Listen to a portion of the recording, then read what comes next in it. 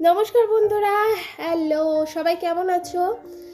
আশা করি সবাই ভালোই আছো। তো আজকে আমি তোমাদের সাথে শুরু করতে চলেছি একটা ক্লে ওয়ার্ক, যে ওয়ার্কটা আমি পুরোপুরি কপি করেছি ইতিলেখা জানা নামে একজন শিল্পীর থেকে।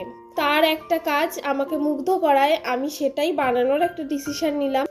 আর তাছাড়া এই ওয়ার্কটা আমি এমসিল দিয়ে করব, কারণ আমার কাছে মোল্ডেড ক্লে ছিল না।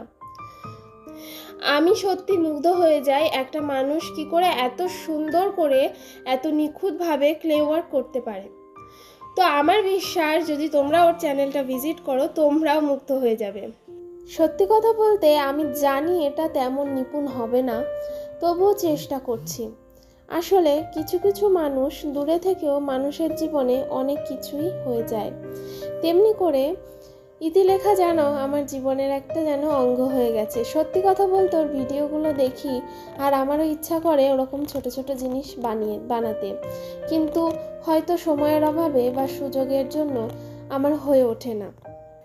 জীবনে চলার পথে আমরা এমন অনেক মানুষের কাছে কৃতজ্ঞ থাকি যাদের হয়তো চাইলেও আমরা কোনোদিনও সামনে গিয়ে কৃতজ্ঞতা জানাতে পারবো না। যেমন করেই ছোটবেলা থেকেই রবীন্দ্রনাথ ছিলেন আমার জীবনের একটা মধ্যমণি। আমি আমার জীবনের সমস্ত চড়াই উতরাইতে তার অবস্থান, তার উপস্থিতি, তার সৃষ্টিকে উপলব্ধি করে গেছি, আজও করি। তবে আমি কি পারবো তাকে কোনোদিনও সামনে থেকে একটা ধন্যবাদ জানাতে? না, পারবো না।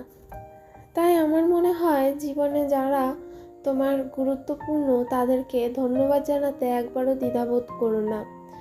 শুধুমাত্র পাবলিসিটির কারণে, কয়েকটা লাইক কমেন্টের কারণে একজনের আর্টওয়ার্ক ঝেপে দিয়ে শুধুমাত্র ইন্সপায়ার বলে চালানোটা বন্ধ করো। কারণ এতে করে কেবল কোনো শিল্পীকেই অপমান করা হয় না, তার শিল্পকর্মকেও অপমান করা হয়। আর এই ধরনের অপমানের ফল কিন্তু তোমাকে ভোগ করতেই হবে। আমিও আমার অনেক লেখা ফেসবুক থেকে চুরি হয়ে যেতে দেখেছি। আমার জীবনে কোনোদিনও ফেসবুকে তেমন কোনো ফলোয়ার্স ছিল না, কিন্তু একের পর এক লেখা আমি দেখেছি কিছু মানুষ পাবলিসিটির কারণে আমার নাম না দিয়ে নিজের নামেই চালিয়ে দিয়েছে। এই ধরনের মানুষকে সত্যি কথা বলতে কি বলবো আমি বুঝে পাই না। আমি জানি সবাই সমান হয় না। অনেকে হয়তো চায় যে মানুষটার কাজটা করছে সে তাকে ধন্যবাদ জানাতে, কিন্তু আবার ভাবে যে কি করে জানাবো, সময় নেই। এটা ভেবে থেমে যেও না, নিজের নামে চালিয়ে দিও না। ধন্যবাদ জানানোর ইচ্ছা থাকলে অনেক উপায়ে তুমি ধন্যবাদ জানাতে পারবে। তুমি যে কাজটা করলে তাকে ট্যাগ করেও তুমি ধন্যবাদ জানাতে পারবে, আবার তুমি সেই ভিডিওটার মাধ্যমেও তাকে ধন্যবাদ জানাতে পারবে। তাই ধন্যবাদ জানাতে দ্বিধাবোধ করো না। তুমিও যেমন শিল্পী, সেও তেমন শিল্পী। শিল্পী হয়ে যদি শিল্পের কদর না করো তাহলে পারে সাধারণ মানুষ কেনই বা তোমার কদর করবে? এটা একবার ভেবে দেখো। কিন্তু